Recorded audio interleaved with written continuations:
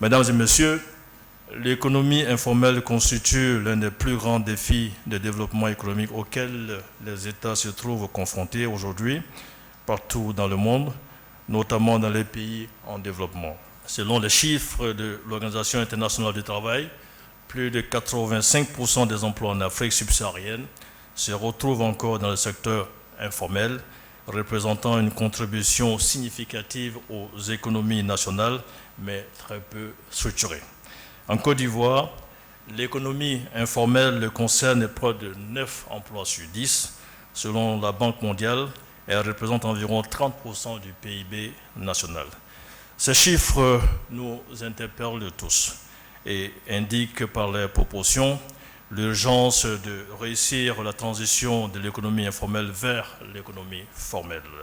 Cet objectif doit être une priorité pour les gouvernements ainsi que pour les organisations d'employeurs et de travailleurs afin de parvenir à un développement économique et social inclusif.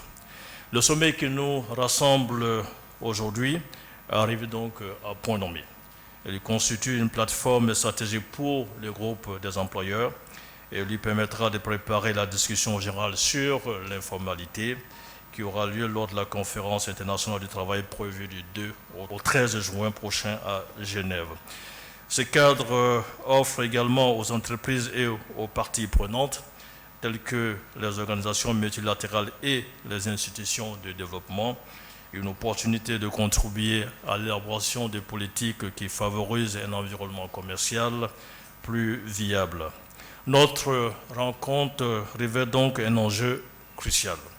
Elle doit permettre de déboucher sur des propositions de solutions et stratégies innovantes à mettre en œuvre pour accélérer la migration du secteur informel vers le secteur formel au regard de nombreux avantages que comporte cette démarche, tant pour les individus que pour les entreprises et les États. En effet, la formalisation du secteur informel pour les individus, qu'ils soient des travailleurs ou des employeurs, favorise l'accès aux droits sur le lieu de travail, aux conditions de travail décentes, à la sécurisation sociale, ainsi qu'à une meilleure représentation au sein des cadres du dialogue social. En ce qui concerne les entreprises, cette migration est également bénéfique pour un meilleur accès au crédit, aux marchés publics et aux autres facteurs productifs. Elle réduit les risques de corruption et assure un meilleur respect des contrats commerciaux. Enfin, pour les États, la formalisation favorise entre autres l'élargissement de l'assiette fiscale et l'amélioration de la répartition des bénéfices des politiques de redistribution. Mesdames et messieurs, à la lumière des impacts qui découlent de la migration du secteur informel vers le secteur formel, toutes les parties prenantes, État, secteur privé, société civile, sont appelées chacune en ce qui la concerne à jouer leur rôle. Nous sommes donc convaincus que c'est ensemble que nous saurons trouver et mettre en œuvre des solutions innovantes et bénéfiques pour tous. Le secteur privé ivoirien, pour sa part, est prêt à s'impliquer davantage dans cette transformation structurelle de l'économie pour une prospérité partagée.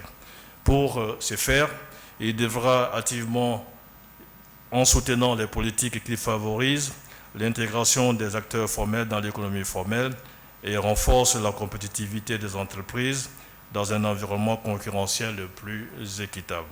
Honorables invités, j'ai bon espoir que sortiront de nos travaux des recommandations stratégiques qui aideront à renforcer les mesures existantes afin de faciliter la transition vers la formalité.